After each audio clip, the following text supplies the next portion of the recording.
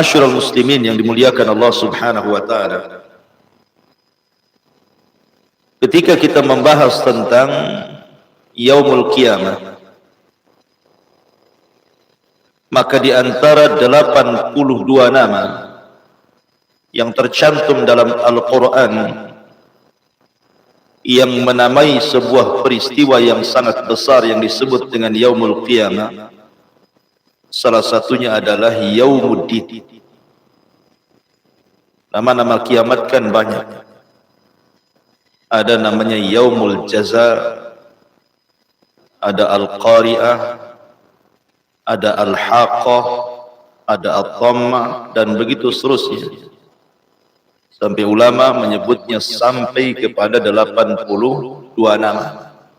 Salah satunya adalah Yaumuddin. Dan banyaknya nama kepada sebuah peristiwa menunjukkan dahsyatnya peristiwa itu.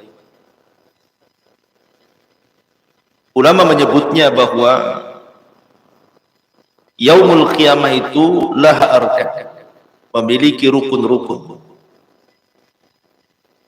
Dan setiap satu di antara rukun-rukun Yaumul Qiyamah wajib diimani. Kalau tidak, maka kita akan jatuh kepada kekufuran.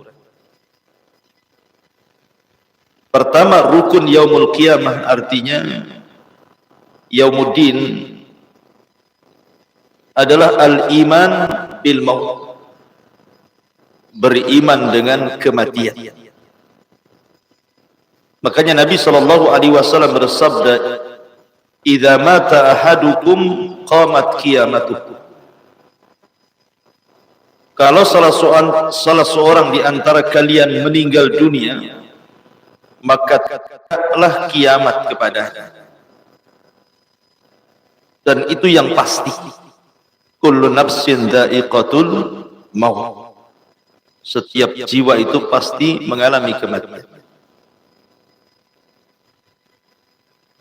Dan kematian ini menentukan nasib seseorang. Apakah dia termasuk penduduk sorga ataukah dia menjadi penduduk neraka?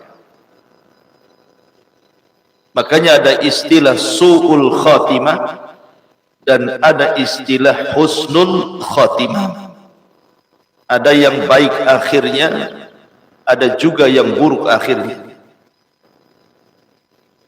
Makanya kalau kita membaca hadis Bara bin Azib radhiyallahu anhu, ketika Nabi SAW bersama para sahabatnya menguburkan jenazah, ketika itu lubang belum disiapkan, masih digali.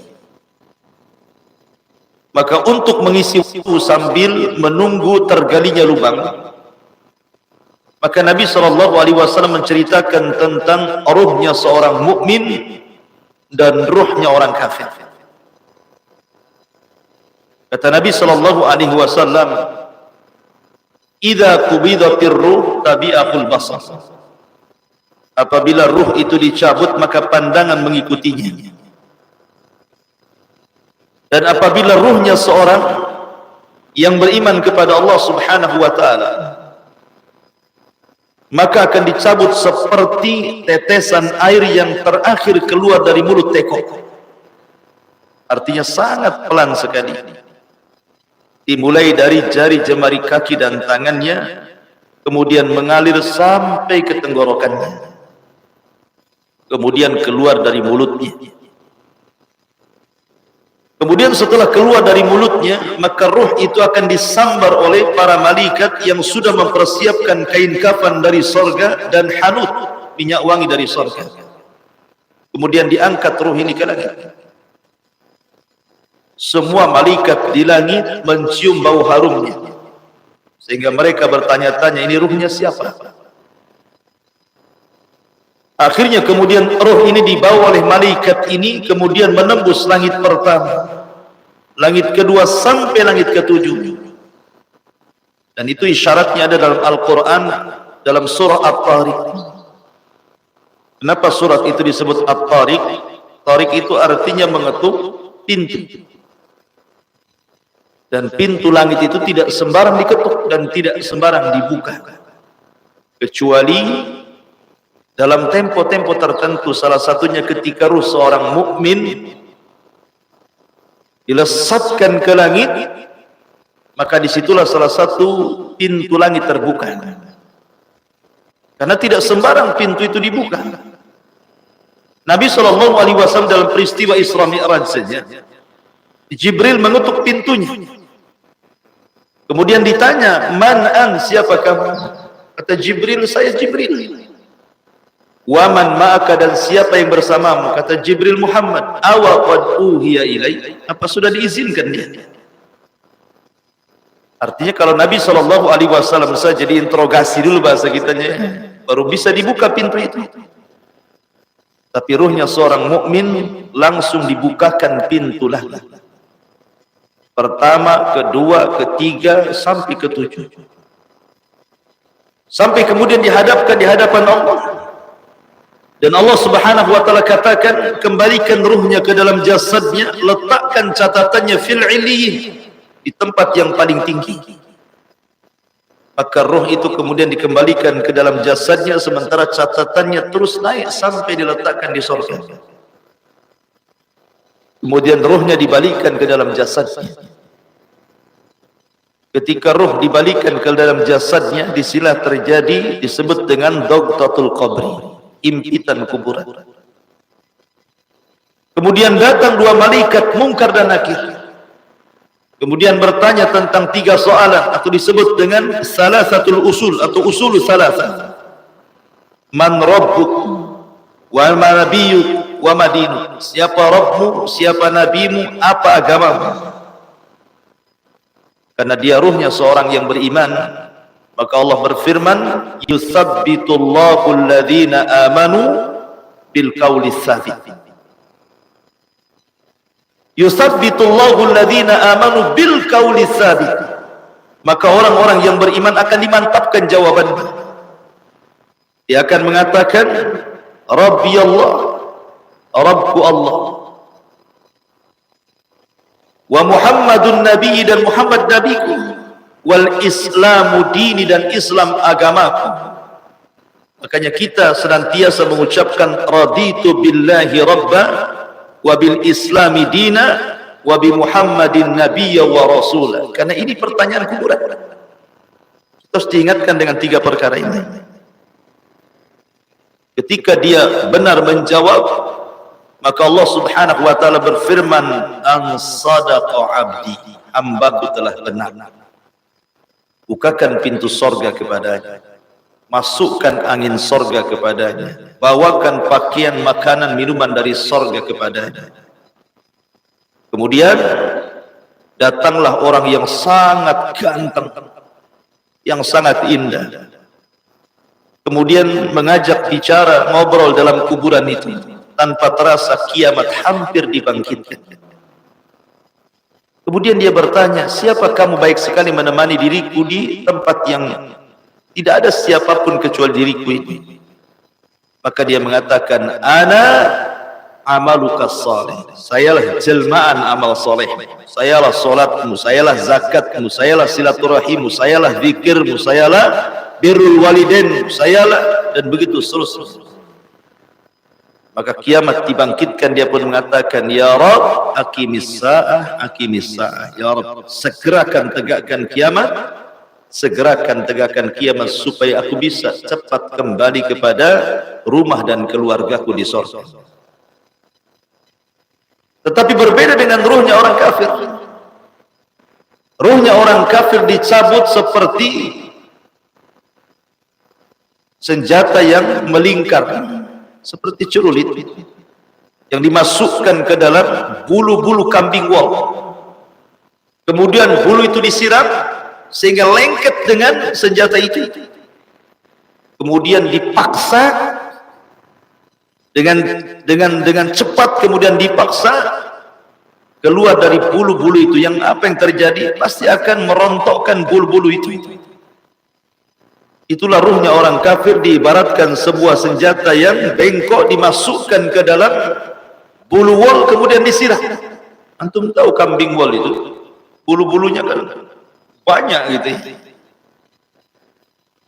Maka dia akan mengalami sakit yang luar biasa karena ruhnya tidak tercabut secara beraturan. Apalagi kemudian ada bisikan di telinganya, ukhruji ya ayyatuhan nafsil khabithah ila sakhatim minallahi wa ghadabi. Wahai ruh yang buruk, keluarkan kepada kemurkaan dan kemarahan Allah Azza wa Jalla. Tentu ruh ini tidak mau keluar, tapi tetap dicabut oleh malakul maut. Kemudian diletakkan di kain kafan yang diambil dari neraka dengan bau busuk yang luar biasa. Kemudian setelah itu dinaikkan ke langit, tidak ada satupun malaikat kecuali mencelanya, karena bau busuk yang mengganggu mereka. Karena malaikat tidak suka dengan bau busuk. Makanya kenapa Nabi SAW melarang tidak boleh orang masuk masjid yang mulutnya bau-bau. Kenapa? Fa innal malaikata yata'adza kama yata'adza banu Adam. Karena malaikat tersakiti dengan bau itu sebagaimana Bani Adam tersakiti. Malaikat tidak suka bau-bau yang busuk. Makanya malaikat mencela, ini ruhnya siapa? Kok seperti ini gitu. Ketika kemudian malaikat ini yang membawa sampai ke langit pertama, mengetuk pintunya, malaikat penjaga pintu langit tidak membukakan pintunya sama sekali. Makanya Allah Subhanahu wa taala isyaratkan dalam Al-Qur'an, la tufattahu lahu abwabus sama wa la yadkhulunal jannah hatta yalijal jamalu fi sammil khiyat. Orang-orang seperti ini tidak akan dibukakan pintu langit dan tidak akan dimasukkan sorga sampai ada cerita unta masuk ke liang jarum. Mana ada unta masuk ke liang jarum? Berapalah liang jarum itu? Dan berapa besar unta itu? Maka ruh itu dikatakan oleh Allah, letakkan catatannya di tempat yang paling rendah di dasar bumi, fi sijjin. Lemparkan ruh ke dalam jasad, tidak diantar, dilemparkan dari atas. Kemudian ruh itu melayang-layang sampai ketika masuk ke dalam jasadnya, diibaratkan orang jatuh dari ketinggian. Gimana rasanya? Orang jatuh dari ketinggian, jangan lagi cerita dari langit. Dari masjid ini 5 meter saja antum terjun payung ke sini, bisa merasakan tuh sakitnya seperti apa. Di saat itu terjadi himpitan kubur, datang 2 malaikat Munkar dan Nakir mengejutkan dirinya, kemudian membentaknya, man rabbuka wa man nabiyyuka wa ma dinuka. Karena dia tidak paham jawabannya, dia hanya mengatakan ha la adri aqulu kama qala an-nas wa fa'altu kama fa'alan nas. Aku tidak tahu. Aku hanya mengatakan yang didengar manusia mengucapkannya, ataupun aku melakukan apa yang aku lihat manusia melakukan. Maka malaikat akan memukul-mukul dengan gadanya, yang kalau gada itu diletakkan di gunung Uhud, kata Rasul, hancur gunung Uhud itu dengan sekali pukulan. Akhirnya kemudian Allah Subhanahu wa taala berteriak dari langit dan mengatakan, "An-kadzaba 'abdi, hambaku telah berdusta. Sempitkan kuburannya." Maka disempitkan kuburannya sampai akhirnya menyempit dan meretakkan tulang-tulangnya. Maka ketika itu dibukakan pintu dari neraka, dihembuskan hembusan neraka kepadanya, dan didatangkan orang yang paling buruk, yang tuli, yang bisu, yang buta, dan di tangannya ada palu, dan terus memukul-mukul dia sampai kiamat dibangkitkan.